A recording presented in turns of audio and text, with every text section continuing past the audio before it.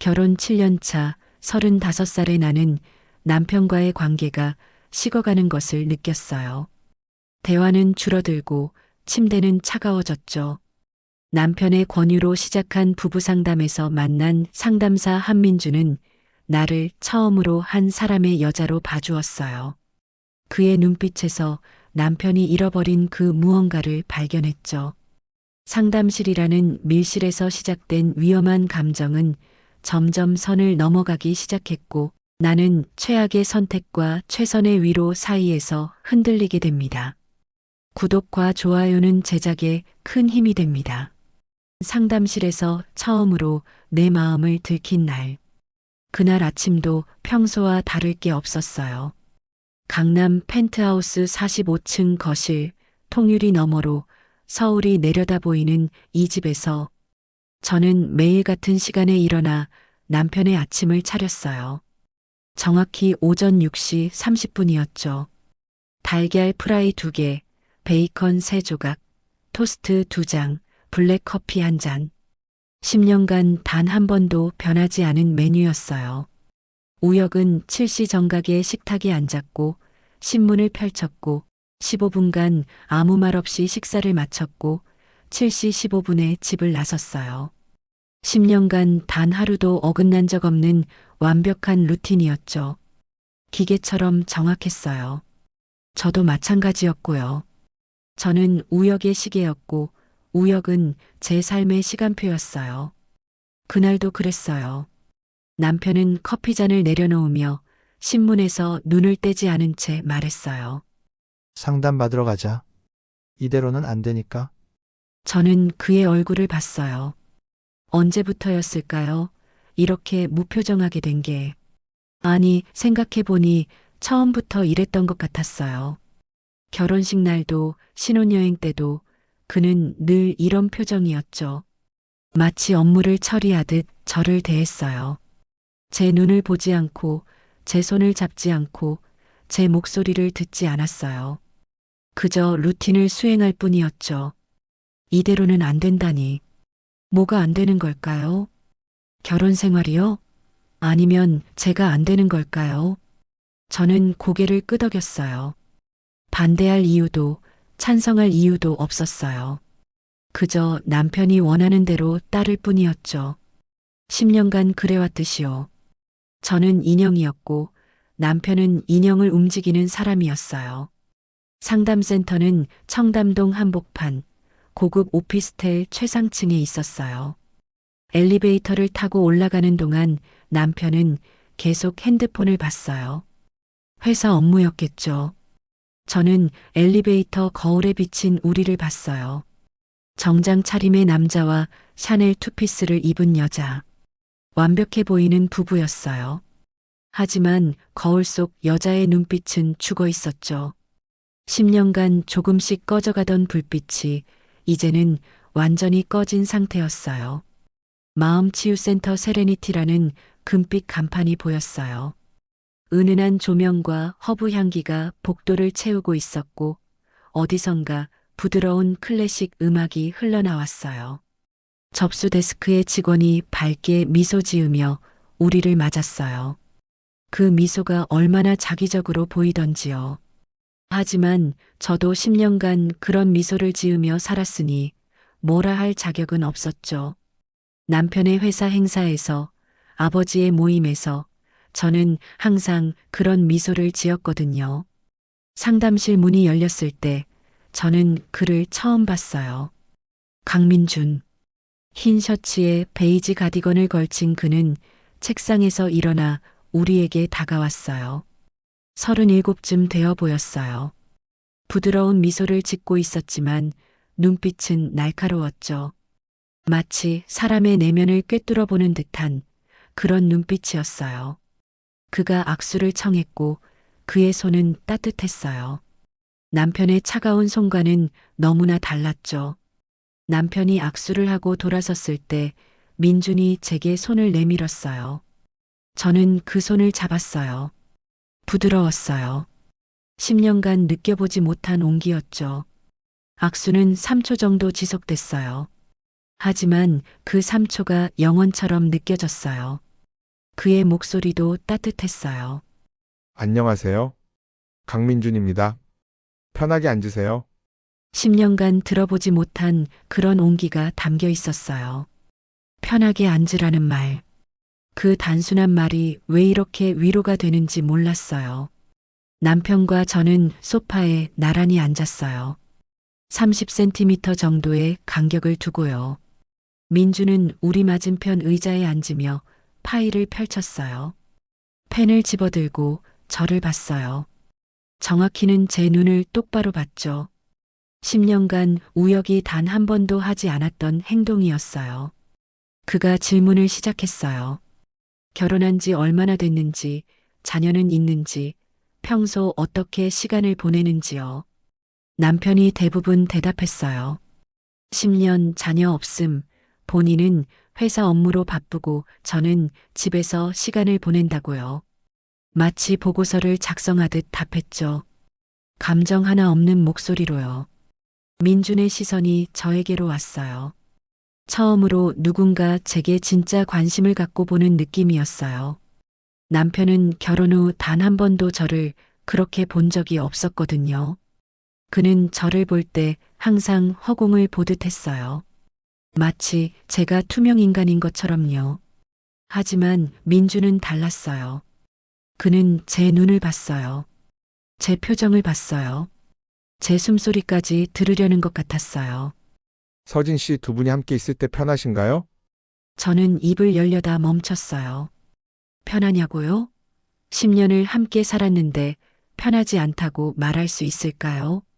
하지만 거짓말은 하고 싶지 않았어요. 민준의 눈을 보니 거짓말을 할 수가 없었어요.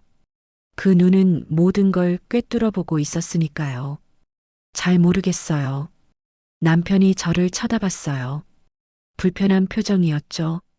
하지만 뭐라 말하진 않았어요.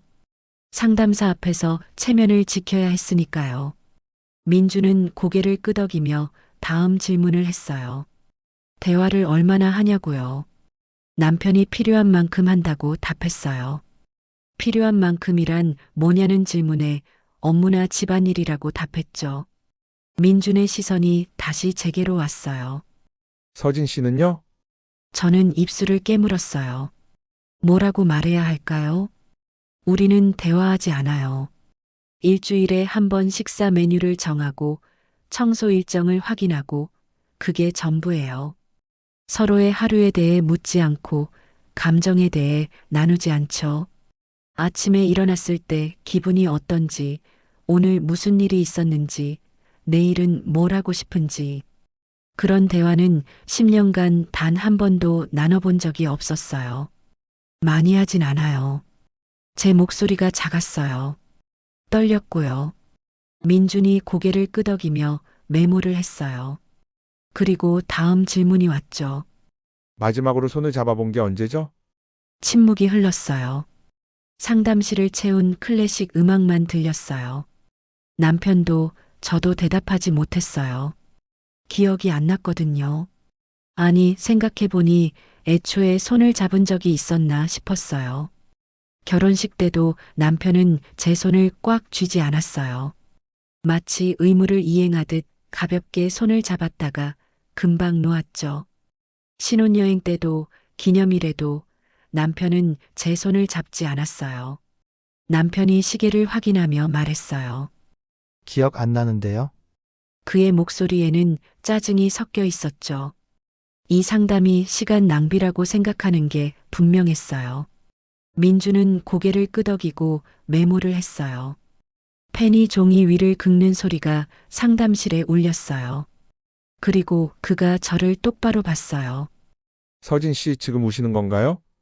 그제야 저는 깨달았어요. 제 뺨에 눈물이 흐르고 있다는 걸요. 언제부터 흘렀는지도 몰랐어요. 손을 잡아본 게 언제냐는 질문을 들었을 때부터였을까요?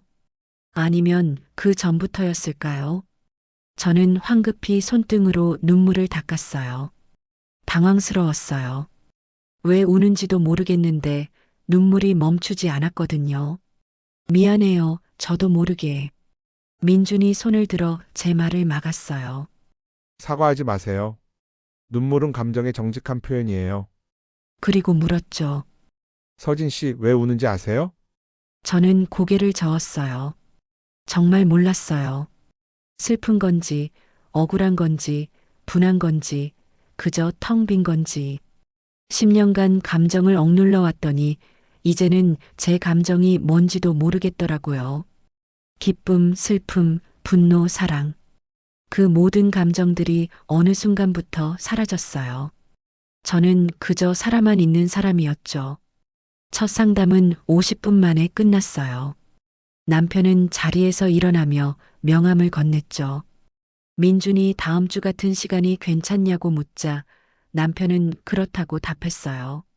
하지만 다음 주 상담에 남편은 오지 않았어요. 급한 회의가 생겼다는 문자 한 통만 보냈죠. 저는 혼자 상담실 문을 열었어요. 민준이 놀란 표정으로 저를 맞았어요. 우혁은 어디 있냐고요? 못 온다고, 회의가 있다고 저는 답했어요. 민준은 그렇다며 고개를 끄덕였어요. 하지만 제가 왔다는 사실에 대해서는 긍정적인 반응을 보였죠. 저는 소파에 앉았어요.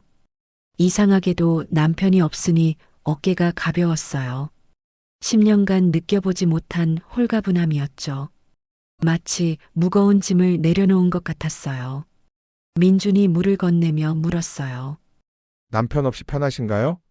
저는 물컵을 들다 멈췄어요. 어떻게 알았을까요? 제가 숨기고 있던 걸요. 제가 스스로도 인정하고 싶지 않았던 그 감정을요. 네, 이상하게도요. 저는 정직하게 답했어요. 그리고 그 순간 뭔가 무너지기 시작했어요. 민주는 의자를 조금 더 가까이 당겼어요. 저와의 거리가 좁혀졌죠. 1미터쯤 되었을까요? 그의 눈빛이 더 또렷하게 보였어요. 짙은 갈색 눈동자였어요. 그 안에 저를 향한 관심이 가득했죠. 질문 하나 해도 되냐고 그가 물었고 저는 네라고 답했어요. 그리고 그 질문이 왔어요. 당신은 지금 그 질문에 저는 숨이 막혔어요. 10년간 단 한 번도 스스로에게 묻지 않았던 질문이었거든요. 행복한가? 행복한가?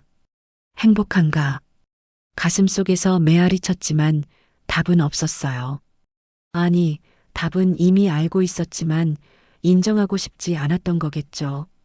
저는 천천히 고개를 저었어요. 민준이 물었어요. 언제부터였나요? 불행한 건 결혼식 날부터요. 그 말이 입 밖으로 나오는 순간 눈물이 쏟아졌어요. 10년간 참았던 모든 게 터져 나왔어요. 저는 울면서 말했어요. 아버지가 정해준 결혼이었다고, 우혁이 필요했던 건 제가 아니라 저희 아버지의 인맥이었다고요. 전 국회의원이었던 아버지의 힘이 필요했던 거라고요. 첫날 밤도 사랑 없는 의무였다고, 5년 전부터 각방을 쓰고 있다고, 생일도 기념일도 우혁은 기억하지 못한다고요. 저를 보는 게 아니라 투명 인간을 대하듯 한다고, 10년간 단 한 번도 사랑한다는 말을 들어본 적 없다고, 아침에 일어나면 왜 살아야 하는지 모르겠다고요. 모든 게 쏟아져 나왔어요. 10년간 쌓였던 모든 고독과 외로움과 슬픔이 한꺼번에요. 민주는 조용히 제 이야기를 들어줬어요. 중간에 끊지도 판단하지도 않았어요. 그저 고개를 끄덕이며 들어줬죠. 제 말이 끝나자 그가 일어나 제 옆에 앉았어요. 괜찮다고 그가 말했어요. 그리고 그의 손이 제 어깨에 얹어졌어요. 그 순간 제 온몸에 전율이 흘렀어요. 10년간 느끼지 못한 온기였어요. 누군가의 체온이, 위로가 이렇게 따뜻한 거였나요? 민준의 손이 천천히 제 등을 쓰다듬었어요. 위아래로 부드럽게 마치 어린아이를 달래듯이요. 저는 눈물을 멈출 수 없었어요. 울면서 그의 어깨에 얼굴을 묻었어요. 그의 가디건에서 은은한 향수 냄새가 났어요. 우아한 따뜻한 향이었죠. 선생님, 이러시면 안 돼요. 제가 무너질 것 같아서요. 무너져도 괜찮아요, 서진 씨? 여기선 무너져도 돼요. 저는 그의 셔츠를 움켜쥐고 한참을 울었어요. 얼마나 지났을까요? 10분쯤, 아니 20분쯤이었을지도 몰라요. 눈물이 멈췄을 때 민준이 저를 살짝 떨어뜨리며 제 얼굴을 봤어요. 그의 눈빛이 이상했어요. 뭔가 타오르는 것 같았죠. 하지만 곧 표정을 거두고 다음 주에도 오겠냐고 물었어요. 저는 네라고 답했어요. 혼자 와도 괜찮다고, 오히려 그게 더 좋을 수도 있다고 그가 말했죠. 상담이 끝나고 저는 택시에 올랐어요. 창밖을 보며 생각했어요. 제 어깨에 아직 그의 체온이 남아있는 것 같았어요. 손바닥에는 그의 셔츠 감촉이 남아 있었죠. 면 소재였어요. 부드러웠어요. 저는 손을 쥐었다 폈다를 반복했어요. 그 감촉을 잊고 싶지 않았거든요. 집에 돌아오니 우역은 없었어요. 거실은 텅 비어 있었고 침실도 마찬가지였어요. 책상 위에 쪽지가 하나 있었어요. 10년간 수백 번 본 그 쪽지였죠. 회식이라고, 늦을 거라고 적혀 있었어요. 저는 쪽지를 구겨서 쓰레기통에 던졌어요. 침대에 누워 천장을 봤어요.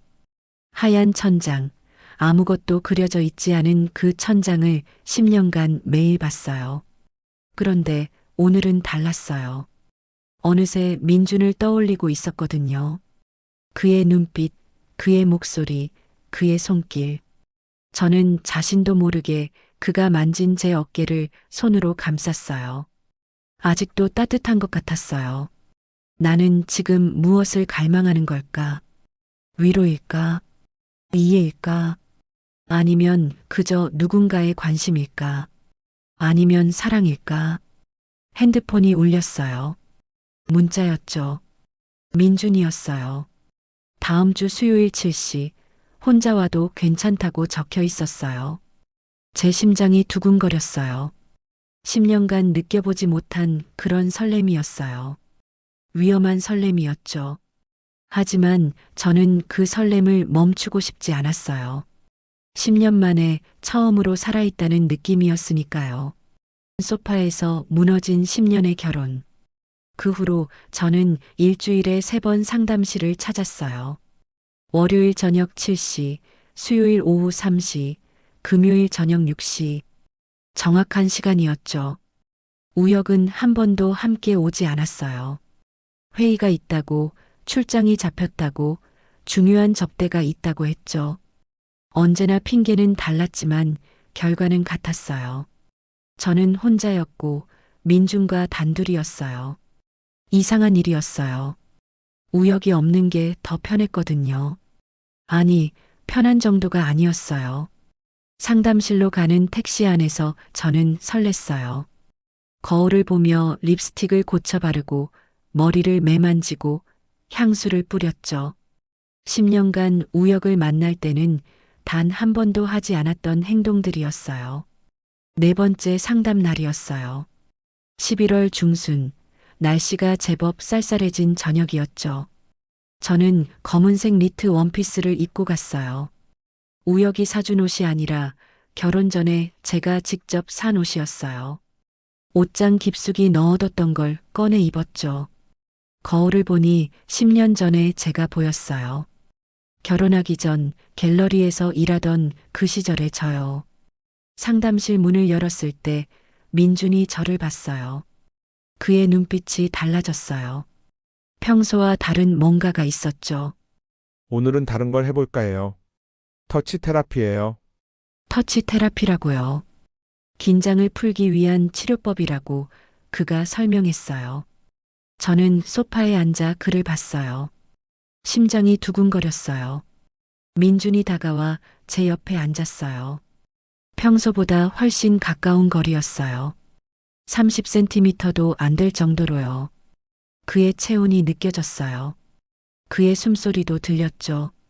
편하게 누구라고 그가 말했어요. 저는 망설였어요. 하지만 거부할 이유를 찾지 못했죠. 아니, 거부하고 싶지 않았어요. 저는 천천히 소파에 누웠어요.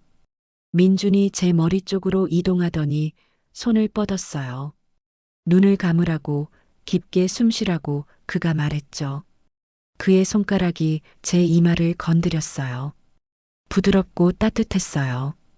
관자놀이를 천천히 마사지하는 그의 손길에 제 몸이 녹아내리는 것 같았죠. 목덜미로, 어깨로 그의 손이 이동했어요. 긴장이 많이 쌓여 있다고 그가 말했어요. 그의 손이 제 어깨를 주무르기 시작했어요. 적당한 압력, 완벽한 리듬이었어요. 10년간 누구의 손길도 받지 못했던 제 몸이 반응하기 시작했어요. 숨소리가 조금씩 거칠어졌죠. 편하냐고 그가 물었고 저는 네라고 작게 답했어요. 제 목소리가 떨렸어요. 민준의 손이 등을 타고 내려갔어요. 척추를 따라 천천히, 너무나 천천히요. 저는 눈을 감은 채 입술을 깨물었어요. 이건 치료일까요? 아니면 다른 무언가일까요? 제 몸은 정직했어요. 그의 손길에 반응하고 있었죠. 10년간 느껴보지 못한 감각이었어요. 우역과의 관계는 의무였어요. 한 달에 한 번, 빠르게 끝나는 그런 시간이었죠. 하지만 이건 달랐어요. 민준이 말했어요. 서진 씨, 제가 선을 넘으려 하고 있는 것 같아요. 눈을 떴어요. 민준이 저를 내려다보고 있었어요. 그의 눈빛이 달라져 있었죠. 더 이상 상담사의 눈빛이 아니었어요. 선생님은 저를 어떻게 보세요? 위험하게 봅니다. 당신을 보면 선을 넘고 싶어져요. 제 심장이 미친 듯이 뛰었어요. 저만 그런 게 아니었던 거예요. 저도요. 그 고백이 나오는 순간 뭔가 돌이킬 수 없는 선을 넘은 것 같았어요. 그날 이후로 상담은 점점 다른 형태가 되어갔어요. 민준의 손길은 더 자주, 더 오래, 더 깊게 제 몸을 더듬었죠. 저는 거부하지 않았어요. 오히려 갈망했어요. 그의 손이 머무는 시간이 길어지길, 더 많은 곳을 만져주길 원했죠. 그리고 그날이 왔어요. 11월의 어느 비 오는 밤이었어요. 상담이 끝날 시간이 됐지만 저는 일어나지 않았어요. 집에 가기 싫어요. 거기엔 아무도 없어요. 민준이 저를 일으켜 세우려고 손을 내밀었어요. 저는 그 손을 잡았고 그가 저를 끌어올렸죠. 우리의 얼굴이 가까워졌어요. 너무 가까웠어요. 5초의 침묵이 흘렀어요. 그리고 민준이 먼저 움직였어요. 그의 입술이 제 입술에 닿았죠. 부드럽게, 조심스럽게, 마치 제가 깨질까봐 두려워하는 것처럼요. 하지만 저는 깨지고 싶었어요. 20년간의 고독한 결혼 생활이 무너지고 싶었어요. 저는 그의 목을 감싸 안으며 더 깊은 키스를 했어요. 민준이 놀란 듯 저를 꽉 안았죠. 키스는 점점 격렬해졌어요. 10년간 억눌렸던 모든 것이 터져나왔어요. 그의 혀가 제 입술을 비집고 들어왔고 저는 그를 받아들였어요. 제 손이 그의 머리카락을 움켜쥐었고 그의 손은 제 허리를 감쌌어요. 우리는 서로를 놓지 않으려는 듯 더 세게 끌어안았죠. 민준이 저를 소파에 다시 눕혔어요. 그가 제 위에 올라타며 속삭였죠. 지금 멈춰도 돼요. 멈추지 마세요. 그의 손이 제 블라우스 단추를 풀기 시작했어요. 하나, 둘, 셋. 천천히 제 눈을 보면서요. 블라우스가 벗겨지고 브라 끈이 어깨에서 내려갔어요. 민준의 눈빛이 제 몸을 훑었어요. 10년간 우혁에게서 단 한 번도 받아보지 못한 그런 시선이었죠. 욕망이 담긴, 하지만 존중도 함께 담긴 시선이었어요. 당신이 얼마나 아름다운지 아세요? 거짓말이라고 저는 울먹였어요. 10년간 단 한 번도 들어보지 못한 말이었거든요. 우혁은 제 몸을 본 적이 없었어요. 의무를 수행할 때도 불을 끄고 빠르게 끝냈죠. 하지만 민주는 달랐어요. 내 눈을 보세요. 내가 거짓말하는 것 같아요? 민준의 눈빛은 진지했어요. 욕망으로 가득했지만 동시에 진실했어요. 그는 제 목에 입을 맞췄어요. 쇄골에 가슴에 천천히 내려가며 제 몸의 모든 부분에 키스를 했죠. 제 치마가 올라갔어요. 팬티 스타킹이 벗겨졌어요. 민준의 손이 제 허벅지 안쪽을 쓰다듬었고 저는 몸을 떨었어요. 선생님, 제발. 뭘 제발요? 멈추라는 건가요? 계속하라는 건가요? 계속해 주세요. 그리고 우리는 하나가 됐어요. 소파 위에서 창밖으로 빗소리가 들리는 가운데 저는 처음으로 진짜 쾌감을 느꼈어요. 우혁과의 의무적인 관계에서는 단 한 번도 느껴보지 못한 몸과 마음이 함께 타오르는 그런 감각이었죠. 민주는 거칠었지만 동시에 부드러웠어요. 제가 원하는 걸 정확히 알고 있는 것 같았죠. 그의 움직임에 맞춰 저도 움직였어요. 제 손톱이 그의 등을 긁었고 그는 더 깊이 파고들었어요. 날 보라고 그가 말했어요. 저는 눈을 떴어요. 그와 눈을 맞췄죠. 우리는 서로를 보며 절정에 다다랐어요. 제 입에서 신음이 새어나왔고 민주는 제 이름을 불렀어요. 10년간 우혁은 단 한 번도 제 이름을 부르지 않았어요. 사후 우리는 서로를 껴안은 채 숨을 고르고 있었어요. 민준이 제 흐트러진 머리를 쓸어넘기며 말했어요. 우린 방금 뭘 한 거냐고요. 모르겠다고 하지만 후회는 안 한다고 저는 답했어요. 나도요. 그가 말했죠. 그날 이후로 우리는 일주일에 2번씩 만났어요. 상담실에서, 호텔에서, 민준의 집에서, 어디서든 우리는 서로를 탐닉했어요. 침대에서, 샤워실에서, 심지어 부엌 카운터 위에서까지요. 저는 살아있음을 느꼈어요. 10년 만에 처음으로요. 민준의 집 침실에서 보낸 어느 주말, 우리는 아침부터 저녁까지 침대를 벗어나지 않았어요. 섹스를 하고 잠들고 깨어나서 다시 섹스를 했죠. 그의 손이 닿지 않은 제 몸의 부분이 없었고 제 손길이 닿지 않은 그의 부분도 없었어요. 우리는 서로의 몸을 완벽하게 알아갔어요. 샤워를 마치고 나온 저를 안으며 민준이 말했어요. 이렇게 행복한 적이 없었어요. 나도요. 당신 없인 못 살 것 같아요. 우리는 다시 키스했고 다시 침대로 향했어요. 그의 몸이 제 안으로 들어올 때마다 저는 제가 살아있음을 느꼈어요. 10년 만에 처음으로요. 하지만 우혁은 눈치채지 못했어요. 아니, 눈치채고 싶지 않았던 걸까요? 어느 날 저녁 드물게 일찍 귀가한 그가 말했어요. 요즘 이상하게 밝아 보이네. 상담이 효과가 있나 보네. 저는 죄책감을 느껴야 했을까요? 하지만 안도감만 들었어요. 우혁이 모른다는 것에, 그리고 제가 계속 민준을 만날 수 있다는 것에요. 12월의 어느 밤, 호텔 스위트룸 침대에서 격렬한 섹스를 마친 후, 민준이 제 얼굴을 쓰다듬으며 말했어요. 당신 없인 못 산다고요. 저도요. 우리는 서로를 더 세게 안았어요. 마치 놓치고 싶지 않다는 듯이요. 하지만 그때 저는 몰랐어요. 이 행복이 얼마나 빨리 무너질지를요. 핸드폰이 울렸어요. 우혁이었어요. 오늘 집에 일찍 들어온다고 저녁같이 먹자고 했죠. 저는 민준의 품에서 벗어나 옷을 챙기기 시작했어요. 가야 하냐고 그가 물었고 저는 네라고 답했어요. 민준이 침대에 앉아 저를 바라봤어요. 그의 표정이 복잡해 보였어요. 뭔가 말하고 싶은 것 같았지만 결국 아무 말도 하지 않았죠. 저는 그를 떠나 집으로 향했어요. 택시 안에서 창밖을 보며 생각했어요. 이 관계는 언제까지 지속될 수 있을까? 그리고 끝은 어떻게 올까? 그때는 몰랐어요. 끝이 이렇게 빨리, 이렇게 잔인하게 올 줄은요. 15년 전 복수, 나는 도구였다. 행복은 언제나 경계 없이 찾아왔지만 불행은 예고와 함께 왔어요.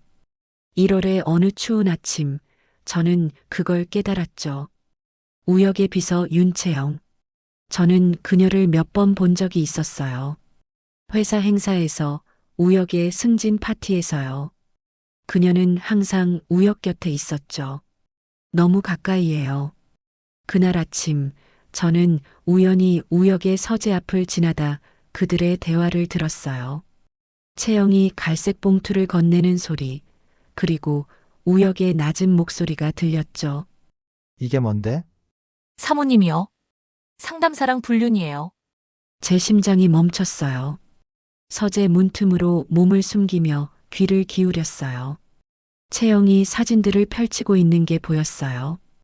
호텔 입구에서 민준과 함께 있는 제 모습, 그의 집으로 들어가는 모습, 키스하는 모습까지요. 탐정을 고용했나 봐요. 이 새끼가. 우역의 목소리가 차갑게 식었어요. 하지만 분노보다는 계산하는 듯한 어조였죠. 채영이 말했어요. 이혼 사유로 충분하다고, 재산 분할 안 해도 된다고요. 전원부터 처리하겠다는 우역의 말이 들렸어요. 저는 뒤로 물러났어요. 숨이 막혔죠. 들켰어요. 모든 게 끝났어요. 이틀 후 우역은 집을 나섰어요. 회사가 아니라 청담동으로요. 저는 그를 따라갔어요. 그가 민준의 상담센터로 들어가는 걸 봤죠. 저도 뒤따라 들어갔어요. 상담실 복도에서 그들의 대화를 들었어요. 강민준. 오랜만이네. 민준의 목소리가 들렸어요. 우역을 아는 듯한 어조였죠. 정우혁? 그들이 서로를 아는 사이라고요? 제 머리가 혼란스러웠어요. 우역이 말했어요. 내 와이프 잘 먹었냐고, 당신이 버린 여자를 내가 주었을 뿐이라고 민준이 답했어요. 그리고 다음 말이 제 세상을 무너뜨렸죠. 내가 왜 상담사가 됐는지 알아? 너 아직도 은채 생각하냐? 은채? 누구죠? 민준이 입을 다물라고 했지만 우역은 계속했어요. 15년 전 일이 아직도 안 잊히냐고, 은채가 죽은 건 내 탓이기도 하다고, 내가 용서했으면 안 죽었을 거라고요.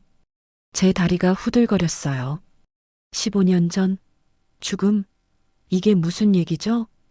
우역이 말을 이어갔어요. 내 와이프를 유혹한 건 복수였냐고, 나한테 복수하려고 서진이를 이용한 거냐고요. 침묵이 흘렀어요. 너무 긴 침묵이었어요. 그리고 민준의 대답이 왔죠. 처음엔 그랬어. 제 세상이 무너졌어요. 처음엔 그랬다고? 그럼 저는 뭐였죠? 복수의 도구? 그가 제게 했던 모든 말, 모든 손길, 모든 키스가 거짓이었나요? 저는 문을 박차고 들어갔어요. 다 사실이에요? 민준이 놀란 표정으로 저를 봤어요. 저는 소리쳤어요. 대답하라고. 당신이 우역의 대학 동기라는 것, 15년 전 그 여자 이야기, 복수를 위해 나한테 접근했다는 거, 다 사실이냐고요. 민준이 입을 열었어요. 서진 씨 진정하고 내 말 좀 들어봐요. 대답만 해요. 사실이에요, 아니에요?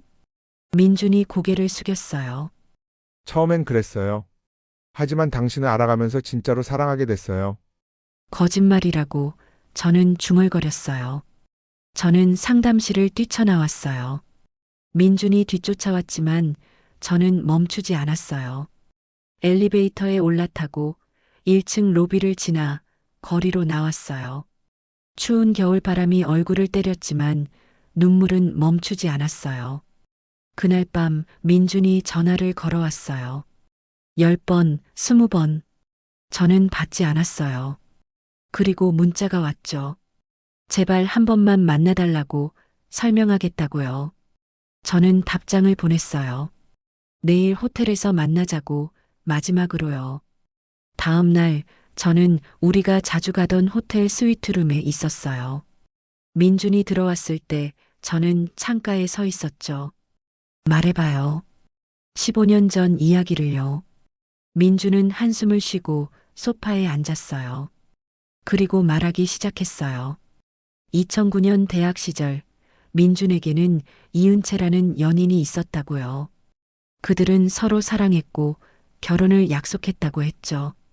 하지만 우혁이 나타났어요. 우혁은 재력으로 은채를 유혹했고 그녀는 민준을 떠났대요. 3개월 후 우혁은 은채를 버렸다고 했어요. 은채는 민준에게 돌아오려 했지만 민준은 그녀를 용서하지 않았다고요. 그리고 일주일 후 은채는 한강에 투신했대요. 민준은 그 후로 미쳐버렸다고 우혁을 증오했고 자신도 증오했다고 말했어요. 은채를 용서하지 못한 자신이 그녀를 죽인 거나 다름없다고요. 민준은 상담사가 됐어요. 복수를 위해서였대요. 우혁을 찾았고 그가 결혼했다는 걸 알았대요. 그리고 부부상담센터를 열어 기다렸다고요. 우혁의 결혼이 파탄 나기를, 그들이 상담을 받으러 오기를요. 당신을 처음 봤을 때 나는 당신을 이용하기로 결심했어요. 우혁의 아내를 빼앗아서 그가 느낀 고통을 똑같이 돌려주려고요. 그래서 나한테 접근한 거예요? 나를 유혹한 거고요? 그렇게 시작했어요. 하지만 당신을 알아가면서 당신의 고독을 보면서 당신이 우는 모습을 보면서 나는 진짜로 당신을 사랑하게 됐어요. 믿을 수 있을까요? 그 말을요. 민준이 일어나 제게 다가왔어요. 하지만 저는 손을 들어 그를 막았어요. 마지막으로 한 번만 안아줘요. 그 다음엔 끝이에요. 민준의 눈에 눈물이 고였어요. 그가 저를 껴안았고 우리는 침대로 향했어요. 그날 밤의 섹스는 달랐어요. 격렬했지만 슬펐어요. 우리는 서로의 옷을 찢듯이 벗겼고 마치 마지막인 것처럼 서로를 탐했어요. 민준이 제 안으로 들어올 때 제 눈에서 눈물이 흘렀어요. 미안해요. 정말 미안해요. 민준도 울고 있었어요. 우리는 울면서 섹스를 했어요. 그의 움직임이 거칠어졌고 저는 그를 더 세게 끌어안았어요. 제 손톱이 그의 등을 핥히었고 피가 났지만 그는 멈추지 않았어요. 사랑한다고 한 번만 더 말해줘요. 거짓말이어도 좋으니까. 사랑해요. 진심이에요. 우리는 절정에 다다랐어요.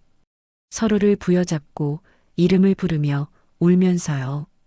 사후 우리는 땀에 젖은 채 나란히 누워 있었어요. 제가 먼저 일어나 옷을 입기 시작했어요.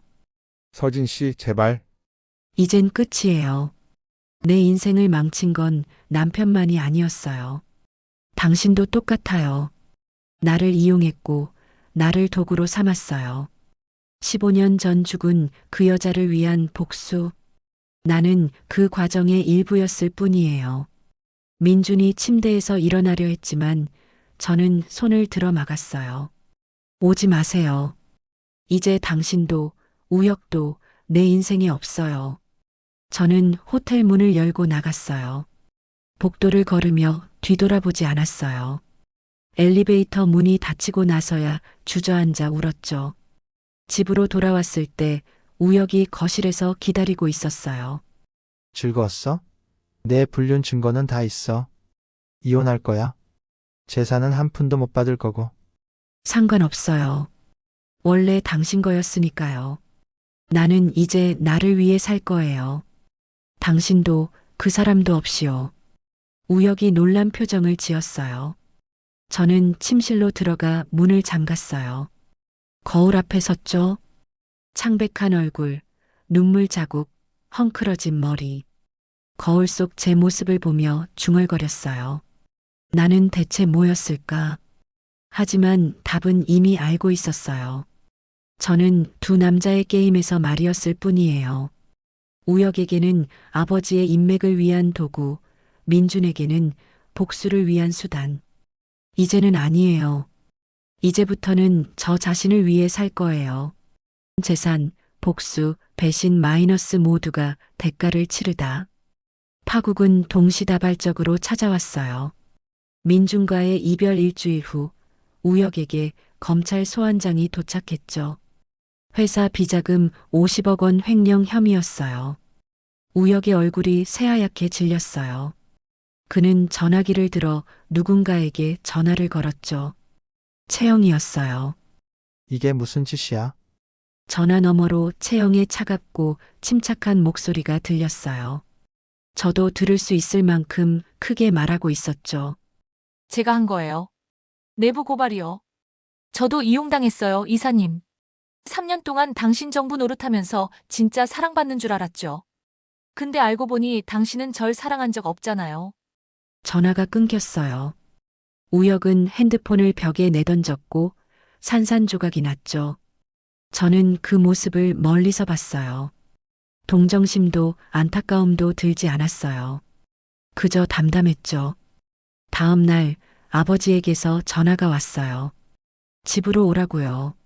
아버지의 저택은 성북동 언덕 위에 있었어요. 저는 그곳을 10년간 한 번도 찾아가지 않았죠. 결혼하고 나서 아버지와는 거리를 뒀거든요. 서재에 들어섰을 때 아버지는 책상에 앉아 저를 내려다봤어요. 이혼해라. 그 남자는 곧 감옥 갈 놈이야. 네. 이혼할 거예요. 잘 생각했다. 집으로 돌아와라. 재혼시켜줄게. 저는 고개를 들어 아버지를 봤어요. 아버지, 저 재혼 안 해요. 혼자 살겠어요. 제가 벌어서요. 아버지의 얼굴이 굳었어요. 무슨 소리냐고, 내가 뭘 할 수 있냐고, 10년간 집에만 있었잖냐고 했어요. 저는 답했어요. 갤러리 큐레이터 했다고 결혼 전에요. 다시 시작할 수 있다고요. 해볼게요. 실패하더라도 제 선택이에요. 저는 일어나 아버지의 서재를 나왔어요. 뒤에서 아버지가 뭐라 소리쳤지만 듣지 않았어요. 10년 만에 처음으로 아버지의 말을 거역한 거예요. 2월 초 변호사 사무실에서 저는 이혼 서류에 서명했어요. 우혁도 맞은편에 앉아 서명했죠. 재산 분할은 포기했어요. 불륜 책임이 저에게 있었으니까요. 사실 우혁도 채영과 바람을 폈지만 증거는 제 쪽이 더 많았어요. 후회할 거야? 우혁이 말했어요. 저는 그를 봤어요. 후회는 당신이 하게 될 거예요. 10년간 곁에 있던 사람의 가치를 몰랐던 거, 재산을 횡령한 거, 다른 여자와 바람 피운 거. 당신이 후회할 게 훨씬 많아요. 우혁은 아무 말도 하지 못했어요. 저는 서류를 변호사에게 건네고 사무실을 나왔어요. 발걸음이 가벼웠어요. 10년간의 무게가 벗겨진 느낌이었죠. 그날 저녁 민준이 저를 찾아왔어요. 펜트하우스 로비에서 저를 기다리고 있었죠. 서진 씨, 다시 시작할 수 없을까요? 저는 그를 봤어요. 여전히 잘생긴 얼굴, 슬픈 눈빛이었어요. 하지만 이제는 아무 감정도 들지 않았어요. 안 돼요. 진심으로 사랑한다고 해도 믿고 싶어도 못 믿겠어요. 민준이 제 손을 잡으려 했지만 저는 뒤로 물러났어요. 당신도 우혁도 아버지도 모두 날 소유하려고만 했어요. 이용하려고 했고요. 이젠 싫어요. 내가 나를 선택할 거예요. 그게 내가 아니라는 거죠? 당신은 내가 나를 찾는 과정이었어요. 덕분에 깨달았어요. 내가 뭘 원하는지, 내가 어떻게 살아야 하는지요. 고마워요. 하지만 이제 아니에요. 민준의 눈에서 눈물이 흘렀어요. 저도 눈물이 났지만 참았어요. 행복하세요, 민준 씨. 저도 행복할게요. 그 말을 남기고 저는 그를 지나쳐 엘리베이터에 올랐어요. 문이 닫히고 민준의 모습이 사라졌어요. 영원히요. 일주일 후 우혁은 구속됐어요. 법정에서 수갑을 찬 그의 모습이 뉴스에 나왔죠. 저는 TV를 끄고 짐을 쌌어요. 펜트하우스를 떠나는 날 저는 캐리어 하나만 들고 나왔어요. 10년간 모은 옷, 가방, 장신구들을 다 두고 왔어요. 그건 제 것이 아니었거든요. 우혁의 돈으로 산 거니까요. 새로운 집은 마포구의 작은 원룸이었어요. 10평도 안 되는 좁은 공간이었지만 제 돈으로 계약한 제 첫 번째 집이었어요. 짐을 풀고 창문을 열었어요. 한강이 보였어요. 펜트하우스에서 보던 서울 전경과는 달랐지만 이게 더 좋았어요. 이건 제 시선이었으니까요. 민준에 대한 소식도 들렸어요. 환자와의 부적절한 관계로 상담사 자격이 정지됐다고 해요. 센터도 문을 닫았고요. 채영은 회사에서 해고된 후 잠적했어요. 아마 다른 도시로 떠났겠죠. 아버지는 한 달에 한 번씩 전화를 걸어 집으로 돌아오라고 했어요. 하지만 저는 거절했어요. 매번요. 3월 초 저는 작은 카페에서 노트북을 열었어요. 갤러리 큐레이터 모집 공고가 여러 보였어요. 저는 이력서를 작성하기 시작했어요. 한서진, 35세, 경력 5년. 키보드를 두드리는 제 손이 떨리지 않았어요. 불안하지 않았어요. 오히려 설렜어요. 새로운 시작이 기다리고 있었으니까요. 그날 밤 원룸 침대에 누워 천장을 봤어요. 10년 전 결혼식 전날 밤도 이렇게 천장을 봤었죠. 그때는 두려웠어요. 하지만 지금은 달랐어요. 이제 시작이야. 작지만 단단한 미소가 입가에 번졌어요. 저는 눈을 감았어요. 내일은 면접이 있었거든요. 제 인생의 진짜 첫날이요. 40이 되어 처음 만난 진짜 사랑. 1년이 흘렀어요. 2026년 봄, 저는 삼청동 골목 안쪽에 작은 갤러리를 열었어요. 이름은 숨브리드이었죠. 10년간 숨도 제대로 쉬지 못하고 살았던 제게 꼭 필요한 이름이었어요. 갤러리는 20평 남짓한 작은 공간이었지만 온전히 제 것이었어요. 신진 작가들의 작품을 전시하고 주말엔 소규모 아트 토크를 열었어요. 수익은 크지 않았지만 저는 행복했어요. 진짜로요. 아침에 눈을 뜨면 갤러리로 가는 게 기다려졌어요. 작품을 고르고 전시를 기획하고 사람들을 만나는 모든 순간이 즐거웠죠. 어느 날 오후 단골 손님이 말했어요. 사장님, 정말 행복해 보여요. 저는 미소 지으며 커피를 내렸죠. 네. 지금이 제 인생에서 가장 행복해요. 거짓말이 아니었어요. 펜트하우스에서 살 때보다 명품 가방을 들고 다닐 때보다 지금이 훨씬 행복했어요. 아침에 눈을 뜨는 게 즐거웠고 하루하루가 의미 있었어요. 그런데 그날 그가 찾아왔어요. 민준이었어요. 갤러리 문을 열고 들어온 그는 여전했지만 조금 달라 보였어요. 머리가 더 길어졌고 수염이 조금 자랐어요. 전보다 야위어 보였죠. 오랜만이라고 그가 말했어요. 저는 담담하게 답했어요. 네라고요. 놀라지도 당황하지도 않았어요. 언젠가 올 줄 알았거든요. 잘 지내는 것 같다고 그가 말했어요. 덕분이라고, 당신이 떠나준 덕분이라고 저는 답했죠. 민준이 쓸쓸하게 웃었어요. 그는 갤러리 벽에 걸린 그림들을 천천히 둘러봤어요. 좋은 작품들이라고, 고맙다고 우리는 짧게 대화를 나눴어요. 침묵이 흘렀어요. 불편하지 않은 침묵이었죠. 서진 씨, 저 아직도 사랑합니다.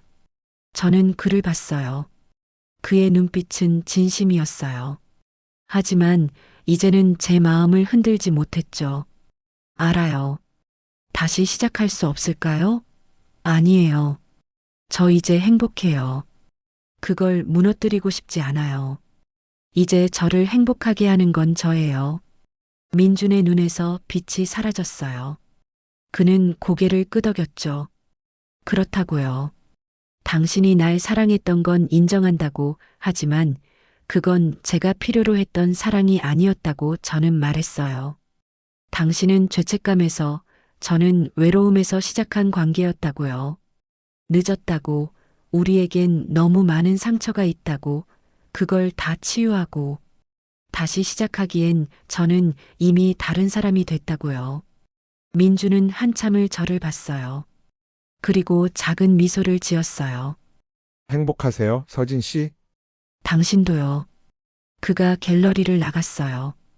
이번엔 정말 마지막이었어요. 그로부터 2달 후, 저는 새로운 사람을 만났어요.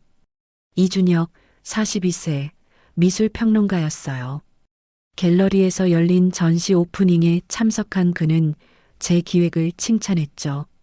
정말 좋은 전시라고, 작가와 작품의 연결고리를 잘 풀어냈다고요. 같이 커피 한잔 하자는 그의 제안에 저는 망설였어요. 하지만 이상하게 거부감이 들지 않았어요. 좋다고 저는 답했죠. 준혁은 민준과 달랐어요. 서두르지 않았어요. 첫 데이트에서 손도 잡지 않았고 2번째 데이트에서도 그저 나란히 걸었죠. 3번째 데이트에서 준혁이 말했어요. 과거는 묻지 않을게요. 지금의 당신이 궁금해요. 그 말에 저는 눈물이 날 뻔했어요. 10년간 그리고 민준과의 1년간 단 한 번도 들어보지 못한 말이었거든요. 고맙다고 존중해줘서 고맙다고 저는 말했어요. 우리는 천천히 서로를 알아갔어요.